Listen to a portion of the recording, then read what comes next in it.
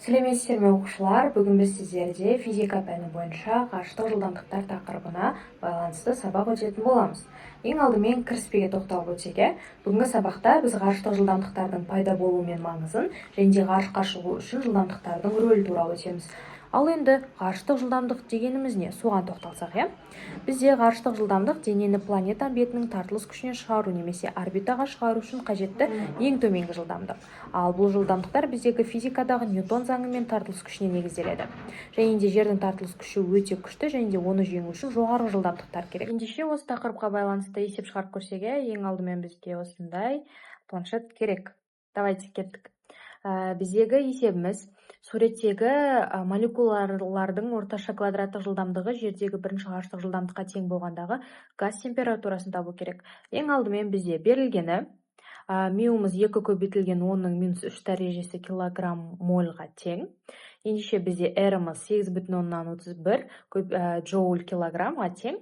Енді бұл есепте бізде жылдамдығымыз бізде, яғни бірінші ғарыштық жылдамдық 8 км секундқа тең. Бұл жуықтағанда. Ал бізге табу керек ол температураны. Бұл жерде орташа квадраттық жылдамдық жердегі бірінші ғарыштық жылдамдығы беріліп тұр. Енді біздегі нақты формула V тең V бірінші ғарыштық жылдамдыққа, яғни екі жылдамдықтарымыз бір-біріне тең. Онда бізде V тең болады. Мына жерде қарап алған кезде 3RT бөлінген мю, және де ол түбір астында болады. Енді келесі шартты орындаған кезде V тең болады. Бізде G мю бөлінген R. Бұл да бізде түбір астына қойып шығарамыз. Енді келесі бұл жерде орташа квадраттық жылдамдығына қарай негізделген. Яғни біз бұл теңдеуде осы екі берілген жылдамдықтарымызды V бірінші жылдамдығымызды теңестіреміз. Яғни бұл 3RT бөлінген мю ол түбір астында болғанда бұл бізде негізделіп теңеседі. V бірді жақшаға алғаны, және де екеуінің квадраттап түбірден құтылып аламыз. Сонда V квадрат тең болады 3RT бөлінген бізде мюға. Енді бізде осы есепті толыққанды температурасын табу үшін, осы жерден T-ны табатын болсақ, однозначно екі өрнегіміз көбейтіліп, T-мыз астына түсіп кететін болады. Сонда T тең болады бізде 3RT бөлінген мю және де көбейтілген T квадрат. T квадратымыз 3-ке тең. Сонда V квадрат мю бөлінген 3R деп аламыз. Осы жерде сан мәндерін орнына қойып шығамыз барлығын. 8-ді, 6-ны барлығын қойып шыққан кезде бізде есептің жауабы, қазір есептеп жіберейін,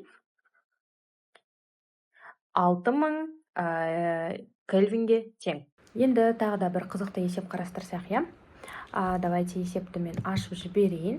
Электролиз процесі кезінде 2 секундқа оң иондар катодқа 4 кН тең зарядты тасымалдайды, ал анодқа теріс иондар да 4 кН теріс зарядты тасымалдайды. Тізбектегі тоқ күші. Енді біздегі бұл есеп неге байланысты? Бұл жерде электролиз процесінде иондар электр өрісінің әсерінен қозғалып, катод пен анодқа қарай белгілі бір бағытта заряд тасымалдайды, және де бұл зарядтардың реттелген қозғалысы, яғни токтың пайда болуы. Ал ғарыштық жылдамдықтарға да ұқсас келеді бұл есеп, өйткені бұл жердегі мағына ол да қозғалыс, бірақ мұнда заряд емес, аспан денелері немесе ғарыш кемесі тартылыс күшіне қарсы қозғалады. Екеуінде байланыстырып айтатын болсақ, электролиз кезінде иондардың қозғалысы ғарыштағы денелердің қозғалысын ұқсатуға болады. Электр өрісі ғарыштағы тартылыс күші сияқты, яғни қозғалысты тудырады. Енді давайте есептің берілгенін бастап жазсақ, Есептің берілгеніне ең алдымен қазір берілгені бізде T тең 2 секунд, Q тең 4 кулон.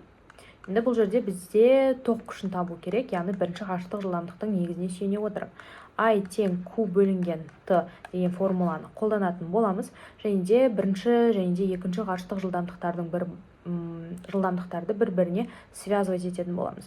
Енді бұл жерде бізде қарасақ, I тең болады Q бөлінген T.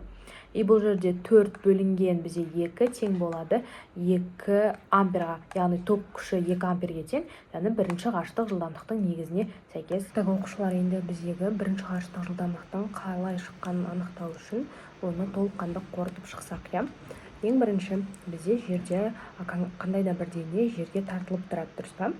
Яғни оның тартылыс күші 9,8 метр секунд квадратқа тең.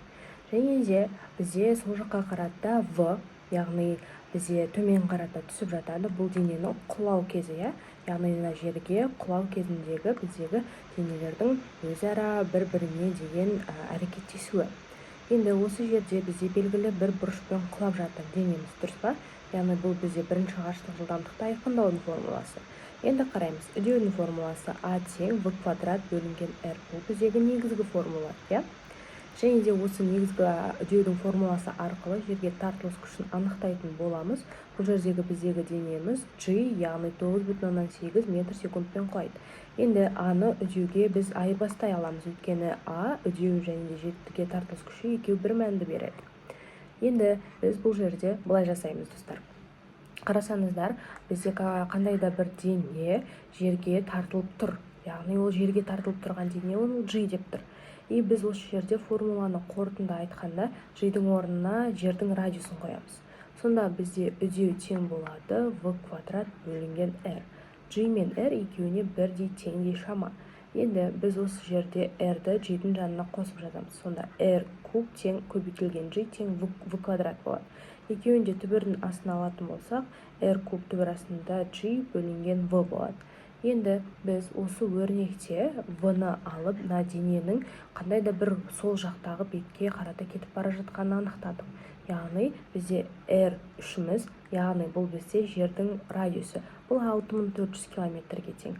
Енді оны көбейтеміз 1000 метрға, сонда біздегі жауабымыз болады. R куб тең 6,4 көбейтілген, сразу немен жаза берейін, дәрежемен 6 дәрежесінде метр болады. Енді біз осы жерде V-ны аламыз, R куб деп алдық қой, дұрыс па?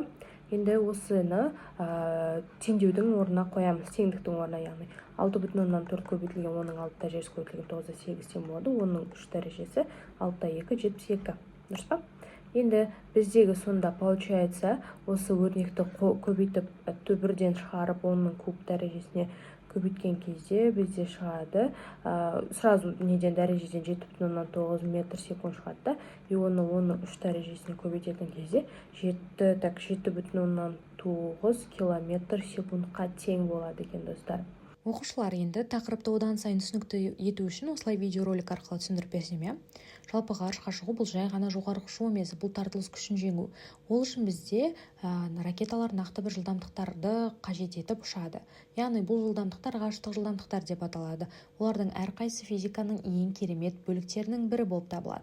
Сіздерге қызықты бір факт айтайын, бізде егер де адам денесі үшінші ғарыштық жылдамдықты өзіне позволять ете алатын болса, әрине ол мүмкін емес, бірақ егер де сондай болатын болса, онда адам денесі осы жылдамдықтардың бірін алып, жерді айналып шалады. Бірақ адам денесі әрине бұндай жылдамдыққа төсеп бере алмайды, сондықтан бұл жұмысты біз үшін қазіргі заманауи технологиялар, яғни ракеталар жасап береді.